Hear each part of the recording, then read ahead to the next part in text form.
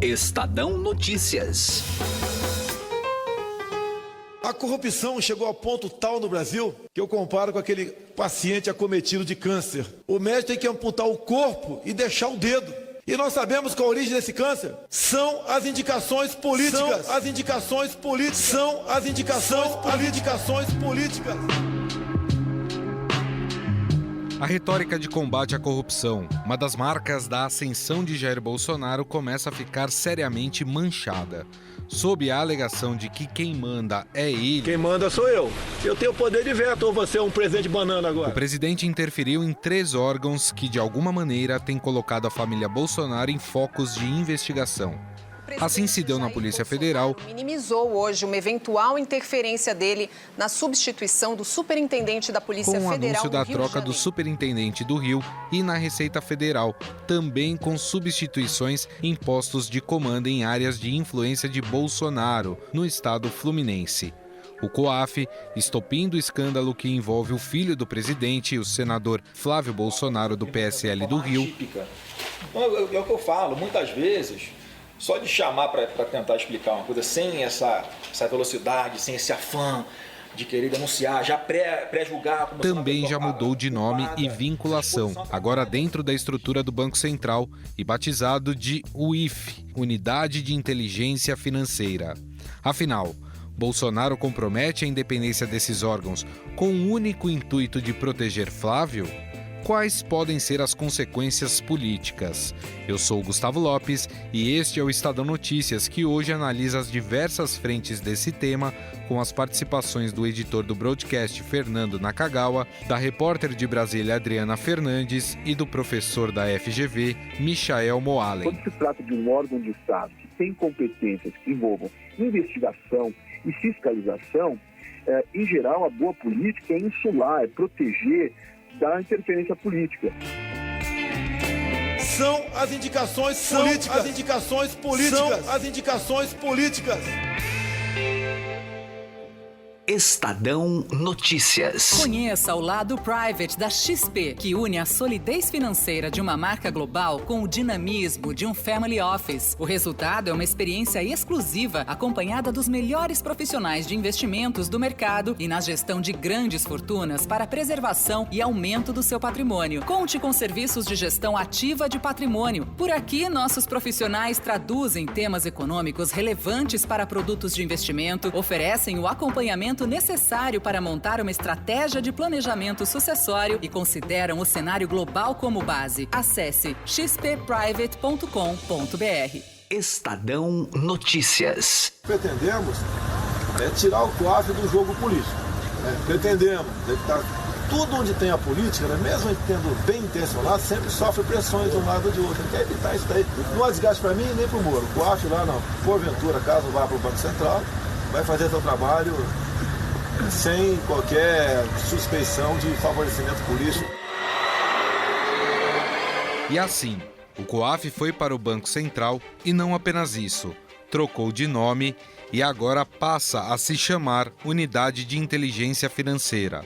A mudança foi feita através de medida provisória, ou seja, ainda precisa de aprovação do Congresso Nacional.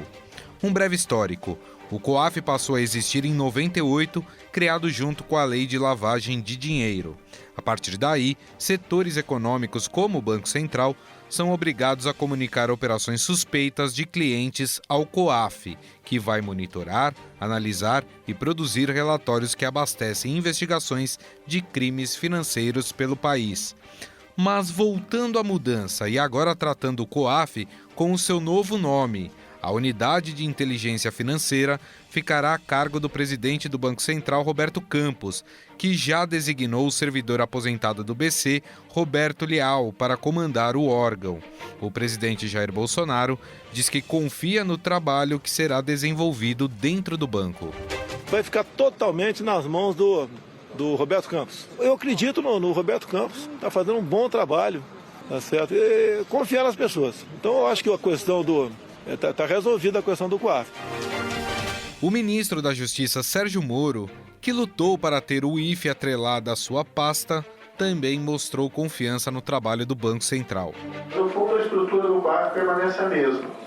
dentro do Banco Central, inclusive com a expectativa de manutenção da ampliação. Expectativa não, a própria medida provisória faz uma referência da manutenção da estrutura de cargos que nós reforçamos aqui dentro do Ministério da Justiça. Preferia que o COAF, como eu disse, estivesse aqui, não estando aqui, no entanto, tenho certeza de que ele está em boas mãos.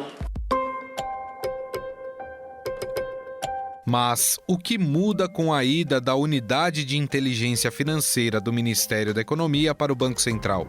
O editor do broadcast, Fernando Nakagawa, explica os principais pontos da medida provisória e as polêmicas envolvendo o órgão.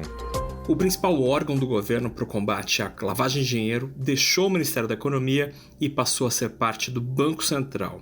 Com essa mudança, o antigo Conselho de Controle de Atividades Financeiras, COAF, passou a se chamar Unidade de Inteligência Financeira, ou simplesmente UIF. Esse órgão está no centro de uma grande polêmica que envolve o presidente Jair Bolsonaro e um de seus filhos, o senador Flávio Bolsonaro. Isso porque o ex-presidente do CARF, Roberto Leonel, incomodou a família Bolsonaro ao criticar publicamente a decisão do Supremo Tribunal Federal de suspender o uso de dados, como esses do COAF, em investigações sem autorização judicial. Flávio Bolsonaro, vale lembrar, é uma das pessoas que é investigada através dos dados do antigo COAF. Mesmo dentro do Banco Central, esse novo COAF seguirá com os 11 conselheiros que atuavam na antiga estrutura. Mas uma medida provisória permite que pessoas que não são servidores de carreira do Banco Central façam parte dessa nova unidade. A mudança foi duramente criticada pelos servidores de carreira do Banco Central que temem a interferência política no novo órgão. Nessa história, o ministro da Justiça, Sérgio Moro, saiu perdendo, porque deixou de ter sob seu guarda-chuva um órgão importante na fiscalização, principalmente contra as organizações criminosas. Por outro lado, o senador Flávio Bolsonaro sai ganhando com essa mudança toda. Isso porque prevalece o entendimento de que sai enfraquecido o órgão que justamente descobriu movimentações suspeitas na conta de Fabrício Queiroz, ex-motorista do filho do presidente e que é investigado pelo Ministério Público. Uma das suspeitas é que Queiroz seja ligado à cúpula de uma das milícias que atua no Rio de Janeiro. A MP pode abrir brecha para indicações políticas dentro da UIF. O presidente da Câmara dos Deputados, Rodrigo Maia, nega que a intenção seja essa e deu outra justificativa para a questão. O presidente do Banco Central foi abrir a oportunidade de trazer pessoas do mercado para trabalhar no COAF como um órgão técnico. Não é para botar quadro político no COAF, ninguém tem essa pretensão. É uma medida provisória que, de fato, estabelece a independência necessária da política do COAF. Os ruídos das últimas semanas em relação à ação de membros da Receita que estavam trabalhando no COAF era perigosa para o governo, então estancou um risco de uma crise maior, onde o COAF, de alguma forma, poderia estar sendo usado de forma indevida. No entanto, o COAF é apenas um dos órgãos fiscalizadores que passa por mudanças. O outro é a Receita Federal. Desde que foi noticiado que ministros do Supremo Tribunal Federal e do Tribunal de Contas da União eram investigados pelo fisco, existe a pressão por mudanças internas. As movimentações promovidas pelo secretário especial da Receita, Marco Sintra, têm gerado críticas e insurgências dentro do órgão, principalmente de auditores fiscais.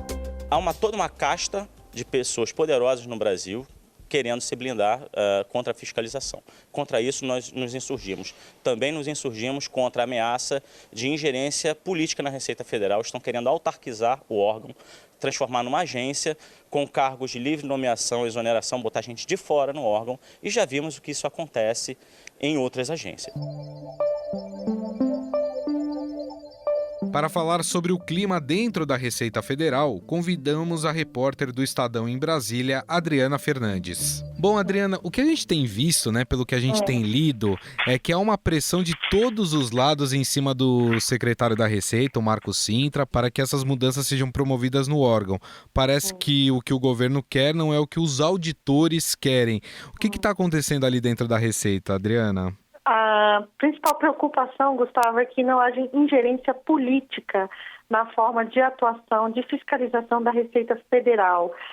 Nos últimos meses, houve uma pressão muito grande vinda do Supremo Tribunal Federal e também do Tribunal de Contas da União, suspendendo investigações importantes da Receita de agentes públicos, autoridades de todos os poderes. Essas investigações foram interrompidas pelo Supremo Tribunal Federal e agora os auditores viram também mudanças, a possibilidade de mudanças na Superintendência do Rio de Janeiro e do Porto de Itaguaí, no Rio de Janeiro, ingerência política. Eles cobraram do secretário da Receita Federal, Marcos Cintra, que não fizessem as trocas e alegam que os pedidos vieram do presidente Jair Bolsonaro. Bolsonaro tem feito críticas fortes à Receita Federal e o clima é de muita tensão, com a possibilidade de que os subsecretários que formam a cúpula da Receita Federal entreguem os cargos ou, na pior situação, sejam demitidos por Marcos Cintra, o que pode agravar a crise de um dos órgãos mais importantes da administração pública federal. É bom lembrar que é um órgão que arrecada, então ele arrecada os tributos, ele tem influência nos portos, pode paralisar o nosso comércio exterior e também aeroportos. Tem também uma pressão, queria que você explicasse isso também, Adriana, em relação à demissão do chefe da área de inteligência, que é o Ricardo Feitosa, que teria sido indicado pelo ministro do STF, Gilmar Mendes, é isso? Exatamente, isso é uma reportagem que o Jornal Estado de São Paulo publicou. Ela mostra que os subsecretários cobraram de Marcos Cintra, a demissão do novo chefe da COPEI, Ricardo Feitosa. E Ricardo Feitosa é apontado por eles como uma indicação de Gilmar Mendes, do Supremo Tribunal Federal. O ministro do STF ele tem feito críticas muito contundentes à atuação da Receita e eles cobraram de Cintra que a demissão de Feitosa do cargo, que da COPEI, a área de inteligência, é uma das áreas mais importantes, que faz uma conexão muito intensa, um canal de comunicação com o Ministério Público e teve participação decisiva na Operação Lava Jato e nas outras operações de combate à corrupção. O Gilmar Mendes, em entrevista ao jornal, ele confirmou que conhece Feitosa, mas negou ter feito qualquer indicação para cargos na Receita Federal. Agora, o clima dentro da Receita Federal, Adriana, é de que, por parte dos auditores, aí eu estou falando por parte dos servidores, é de que, de fato, está acontecendo uma interferência política dentro do órgão? Sim, eles estão em mobilização para barrar essa interferência. Eles acreditam que há, o que é negado pela cúpula da Receita, para a cúpula que eu falo, o secretário Marcos Cintra e a equipe econômica do ministro Paulo Guedes, mas eles veem esse avanço aí de ingerência política no órgão e trabalham para blindar essas indicações. Mas afinal, o que está por trás das mudanças em instrumentos de fiscalização e controle como COAF e Receita Federal? Por que um governo que prometeu independência de quem combate a corrupção passa agora a ser cobrado por interferir na política interna desses órgãos?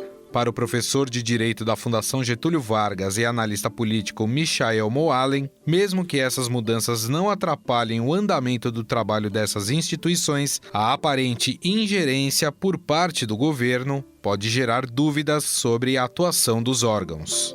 Esse é um assunto muito importante porque você levanta o exemplo da Receita.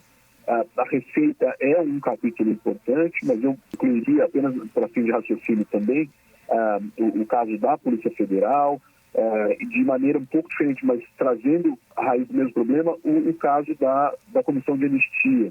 Há uma confusão absolutamente evidente do governo sobre implementar a vontade das urnas, quer dizer, qual a diferença de implementar a vontade, esse mandato trazido pelas urnas, pelos eleitores, e preservar a capacidade de atuar de forma independente de certos órgãos. E há uma diferença marcante, quer dizer, quando se trata de um órgão de Estado que tem competências que envolvam investigação e fiscalização, em geral, a boa política e as leis muitas vezes fazem isso por conta própria, às vezes os próprios políticos, os próprios mandatários têm que fazer isso, que é insular, é proteger da interferência política. Porque como são órgãos de investigação e de fiscalização, eles têm um potencial de impacto grande, né, na política. Ele pode ser um órgão usado para, por exemplo, investigar um adversário, enfraquecer um adversário, eventualmente incriminar, trazer um ambiente de incriminação para o adversário político, que é terrível para um ambiente democrático. Há espaços, há órgãos que eles não devem necessariamente refletir a vontade do mandatário, tal como a política pública. E se o presidente eleito, por exemplo, como os presidentes anteriores, e adota uma política nova, é o Bolsa Família, é o PAC, é o Luz para Todos, Minha Casa Minha Vida, são políticas públicas importantes, mas elas é absolutamente legítimo que o governo que chega queira modificar, queira implementar uma visão diferente das urnas, etc. Bolsonaro tem repetido em algumas entrevistas que agora, as aspas não são aspas, algo na linha de agora a direita chegou ao poder, tem que acabar com a esquerda. Esse é um outro elemento de uma guinada ideológica que reflita supostamente essa vontade das urnas, só que entrando numa esfera onde não deve, que é justamente esses órgãos de investigação e de fiscalização que devem ser preservados dessa esfera da vontade política nesse sentido. Eu mencionei a Comissão de Anistia porque, diferente desses dois órgãos, ela não é um órgão de fiscalização nem de controle, mas ela é justamente um órgão para investigar supostos crimes cometidos pelo Estado. Quer dizer, não faz sentido, é contra-intuitivo e proibido pela natureza do órgão que aquele que é um representante do interesse do investigado seja colocado na posição de investigador. Há uma completa perda de sentido desse órgão. Então, não é uma questão de direita e esquerda, é uma questão de aqueles que representam os interesses dos que foram eventualmente desaparecidos, assassinados. Faz sentido que essas pessoas estejam conduzindo essa investigação, e não o contrário. Então, quando ele cria, por exemplo, uma aparência de intervenção na Receita, na Polícia Federal ou no COAF, e veja a aparência de imparcialidade é muitas vezes tão importante quanto a própria imparcialidade, ele gera um possível conflito de interesse porque aliados seus que são investigados, o seu filho que é investigado, a Polícia Federal pode ter que atuar nesse caso, embora esteja no Ministério Público do Rio de Janeiro. Quer dizer, então há flagrantes problemas na origem de uma confusão, possível confusão sobre, como eu disse, órgãos de atuação que têm que ser preservados de atuação independente e autônoma, com ações que devem carregar a ideologia do governo eleito e a vontade, suposta vontade das urnas. O quanto é perigoso, o quanto é tênue essa linha da liberdade desses órgãos com os interesses políticos? Veja, ainda que algumas dessas mudanças, como as próprias corporações, algumas delas disseram, no caso da PF, já havia previsão de mudança em algumas superintendências, etc. Há muitas vezes mudanças protocolares, mas o fato de que havia uma investigação, algumas investigações e alguns suspeitos que envolvem autoridades importantes ou familiares de autoridades, isso levanta uma suspeição seríssima sobre a atuação não só desses órgãos, a capacidade deles de atuar de forma independente, como daqueles que fazem essas determinações. Então, é mais uma razão, em momentos como esse, e isso é da conjuntura, quer dizer, no momento em que há uma suspeita em andamento, o protocolo da boa administração democrática, que preserva as instituições, deveria, inclusive, postergar uma possível mudança e não avançar. Ainda que ela fosse prevista, o protocolo seria postergar para que não reste dúvida de que não há uma tentativa de interferência do presidente ou do ministro, de qualquer pessoa do governo, e que o órgão preserva, portanto, vejam, são práticas de fortalecimento da própria instituição.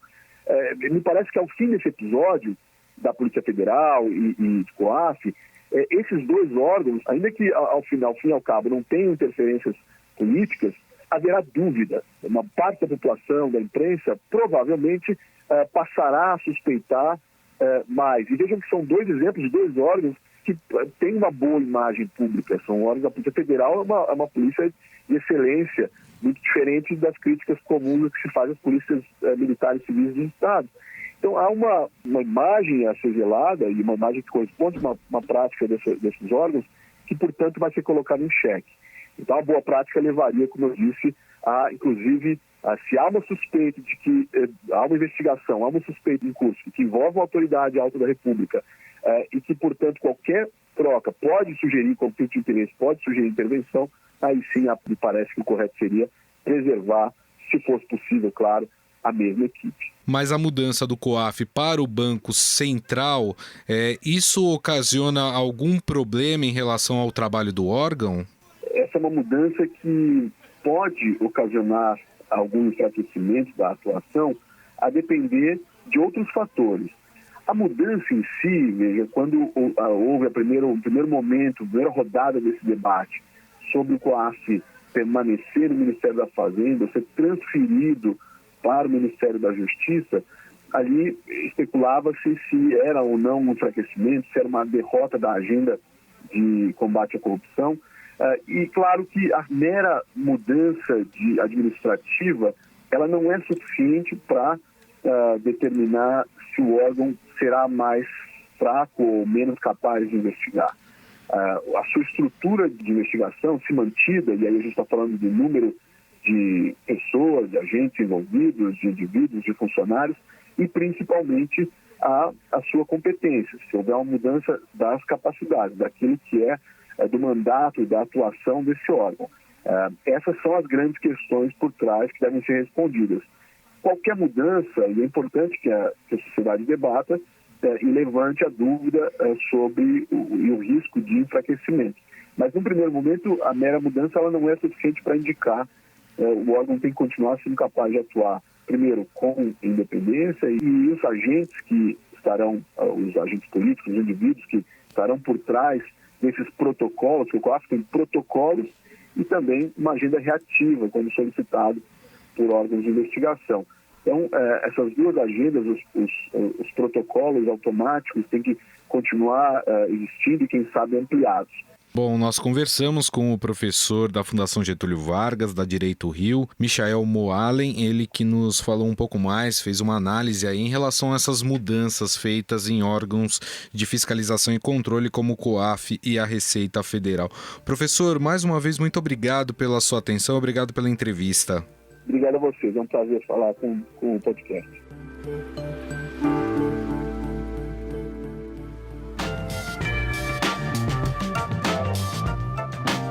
O Estadão Notícias desta quinta-feira vai ficando por aqui. Contou com a apresentação minha, Gustavo Lopes, produção de Emanuel Bonfim e montagem de Nelson Volter. O diretor de jornalismo do Grupo Estado é João Fábio Caminoto. Mande seu comentário e sugestão para o e-mail podcast@estadão.com. Um abraço e até mais. Estadão Notícias.